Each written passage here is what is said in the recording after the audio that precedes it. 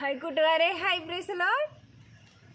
നാം ഇപ്പോൾ യോശുവയുടെ കൂടെ കനാനിൽ പ്രവേശിച്ചിരിക്കുകയാണല്ലേ. പാടാം. ആത്മതപനത്തിൻ്റെ 3 ദിനങ്ങൾ കൊണ്ടാർജിച്ചെടുത്തവർ, ആത്മതപനത്തിൻ്റെ 3 ദിനങ്ങൾ കൊണ്ടാർജിച്ചെടുത്തവർ, ആത്മീകാരാധനാശക്തികൾ, ആത്മീകാരാധനാശക്തികൾ. നിയമപ്പെട്ടകം ചുമലിലേറ്റിയ ആചാര്യന്മാർ ചവിട്ടിയുറച്ചു, നിയമപ്പെട്ടകം ചുമലിലേറ്റിയ ആചാര്യന്മാർ ചവിട്ടിയുറച്ചു. യോർദാനിൽ മറുകരയേറി വാഗ്ദത്ത കനാനിൽ, യോർദാനിൽ മറുകരയേറി വാഗ്ദത്ത കനാനിൽ, ആത്മതപനത്തിൻ്റെ 3 ദിനങ്ങൾ കൊണ്ടാർജിച്ചെടുത്തവർ, ആത്മീകാരാധനാശക്തികൾ, ആത്മീകാരാധനാശക്തികൾ. ഭയന്ന് വിറച്ച് ശത്രുക്കൾ വിളറി പിടിച്ച് ഓടുന്നവർ പല, പായുന്നവരെല്ലാം കൂട്ടിയിടിച്ച് എരികോ കോട്ടിൽ കടന്നിടുവാൻ അവർ വാരി വലിച്ചോടി, അതിൽ കയറി കൂടിയവർ. ഭയന്ന് വിറച്ച് ശത്രുക്കൾ വിളറി പിടിച്ച് ഓടുന്നവർ പല, പായുന്നവരെല്ലാം കൂട്ടിയിടിച്ച് എരികോ കോട്ടിൽ കടന്നിടുവാൻ അവർ വാരി വലിച്ചോടി, അതിൽ കയറി കൂടിയവർ. ആത്മതപനത്തിൻ്റെ 3 ദിനങ്ങൾ കൊണ്ടാർജിച്ചെടുത്തവർ, ആത്മീകാരാധനാശക്തികൾ, ആത്മീകാരാധനാശക്തികൾ. പ്രാർത്ഥിച്ചുണർന്ന് യോശുവ നോക്കുമ്പോൾ കാണാം, വാളും ഉയർത്തിപ്പിടിച്ചു നിൽക്കുന്ന തീസമനായോ, ഇത് വിശുദ്ധ ഭൂമി, നിൻ ചെരുപ്പഴിച്ചു കളാ. യോശുവ വീണു വണങ്ങി ദൈവ കൽപ്പനകൾ വാങ്ങി. പ്രാർത്ഥിച്ചുണർന്നും യോശുവ നോക്കുമ്പോൾ കാണാം, വാളും ഉയർത്തിപ്പിടിച്ചതാ നിൽക്കുന്ന തീസമനായോ, വിശുദ്ധ ഭൂമി, ചെരുപ്പഴിച്ചുകളാ. യോശുവ വീണു വണങ്ങി ദൈവ കൽപ്പനകൾ വാങ്ങി. ആത്മതപനത്തിൻ്റെ 3 ദിനങ്ങൾ കൊണ്ടാർജിച്ചെടുത്തവർ, ആത്മീകാരാധനാശക്തികൾ. നിയമപ്പെട്ടകം ചുമലിലേറ്റിയ ആചാര്യന്മാർ ചവിട്ടിയുറച്ചു, യോർദാനിൻ മറുകരയേറി വാഗ്ദത്ത കനാനിൽ, ആത്മതപനത്തിൻ്റെ 3 ദിനങ്ങൾ കൊണ്ടാർജിച്ചെടുത്തവർ, ആത്മീകാരാധനാശക്തികൾ. യോശുവ ഇസ്രായേൽ മക്കളോട് എന്താണ് പറഞ്ഞത്? നിങ്ങൾ തന്നെ വിശദീകരിപ്പിൻ, നാളെ ദൈവാത്ഭുതം പ്രവർത്തിക്കാൻ പോകണം. അത് പ്രകാരം ചെയ്തു അല്ലേ.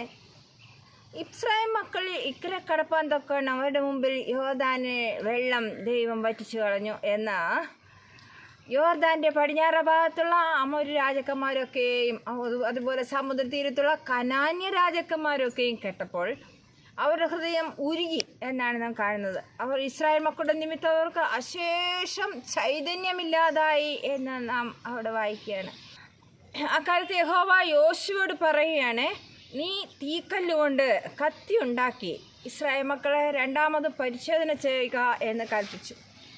അത് പ്രകാരം യോശുവ എന്ത് ചെയ്തു?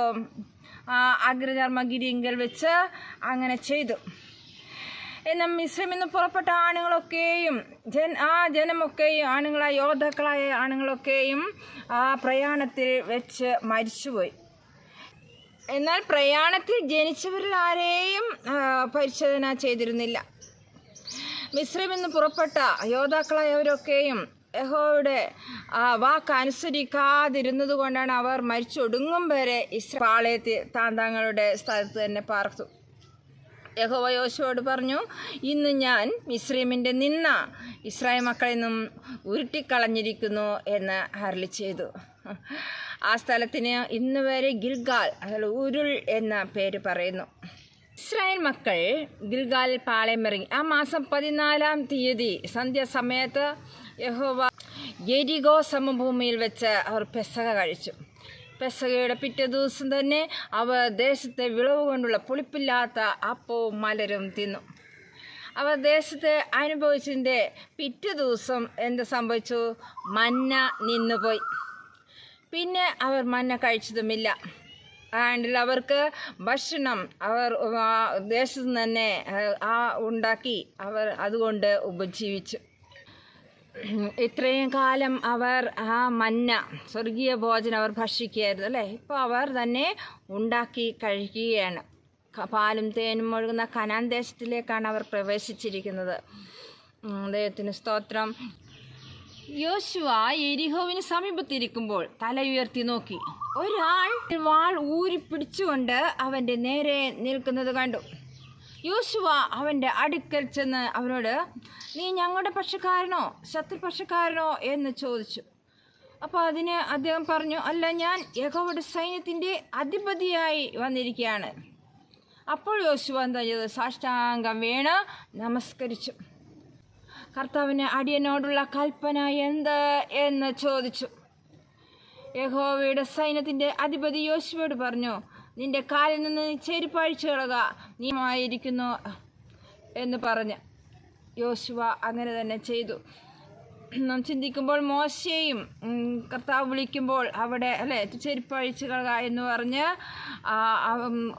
ദൈവത്തിന് പറയാനുള്ള അരുളപ്പാടുകൾ അവിടെ ദൈവം മോശയോടും പറഞ്ഞ് കർത്താവിൻ്റെ ശുശ്രൂഷയ്ക്കായിട്ട് ഒരുക്കുന്നത് നമുക്ക് കാണാനായിട്ട് സാധിക്കുന്നു. ഇന്നത്തെ വാക്യം സങ്കീർത്തനം 34:18. ഹൃദയം നുറുങ്ങിയവർക്ക് യഹോവ സമീപസ്ഥൻ, മനസ്സ് തകർന്നവരെ അവൻ രക്ഷിക്കുന്നു. സങ്കീർത്തനം 34:18. യോശുവ തീക്കല്ലുകൊണ്ട് അന്ന് ആണുങ്ങളെയൊക്കെയും പരിശോധന ചെയ്തു എന്ന് നാം കണ്ടു. ഇന്ന് ആൺ പെൺ വ്യത്യാസമില്ലാതെ ഹൃദയ പരിശോധന കർത്താവ് ആഗ്രഹിക്കുന്നു. സങ്കീർത്തനം 32 നാം കാണുന്നത്, ലംഘനം ക്ഷമിച്ചും പാപം മറിച്ചും കിട്ടിയ മനുഷ്യൻ ഭാഗ്യവാൻ, യഹോവ അകൃത്യം കണക്കിടാതെയും ആത്മാവിൽ കപടമില്ലാതെയും ഇരിക്കുന്ന മനുഷ്യൻ ഭാഗ്യവാൻ എന്നാണ്. അത് ഇന്ന് ഹൃദയ പരിശോധന ആണ് ആവശ്യം. നമ്മുടെ കർത്താവിൻ്റെ സന്നിധിയിൽ ചെന്ന് നമ്മുടെ പാവങ്ങളെ ഏറ്റു പറഞ്ഞ് ആ കർത്താവിന് നമ്മളെ തന്നെ സമർപ്പിച്ചു കഴിയുമ്പോൾ, യേശു കർത്താവ്, നീ എൻ്റെ പാപത്തിന് വേണ്ടിയാണ് കാൽവരിക്കുരിശിൽ മരിച്ചത് എന്ന് ഞാൻ വിശ്വസിക്കുന്നു എന്ന് പറയുമ്പോഴാണ് നമുക്ക് ആ പരിശോധന ഉണ്ടാകുന്നത്. നമ്മുടെ കർത്താവ് അത് മതിയായവൻ. നമ്മളെ കർത്താവ് നമ്മുടെ പാപങ്ങളെ ഏറ്റെടുത്ത് നമ്മൾ ക്ഷമിച്ചു തന്ന് നമ്മെ സ്വീകരിപ്പാൻ മതിയായ ദൈവമാണ്. ഹൃദയം നുറുങ്ങിയവർക്ക് യഹോവ സമീപസ്ഥൻ, മനസ്സ് തകർന്നവരെ അവൻ രക്ഷിക്കുന്നു. അവനെ കൈക്കൊണ്ട് അവൻ്റെ നാമത്തിൽ വിശ്വസിക്കുന്ന ഏവർക്കും ദൈവമക്കളാവാൻ ദൈവം അധികാരം കൊടുത്തു. ആ അധികാരം കർത്താവ് തന്നിരിക്കുകയാണ്. അതിനെ ആശ്രയിക്കുക, അവന് ശരണപ്പെടുക. കർത്താവുമായി സഹായിക്കട്ടെ.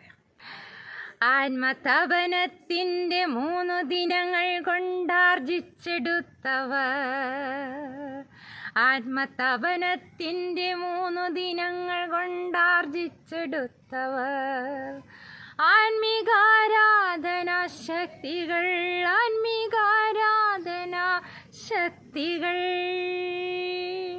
God bless you.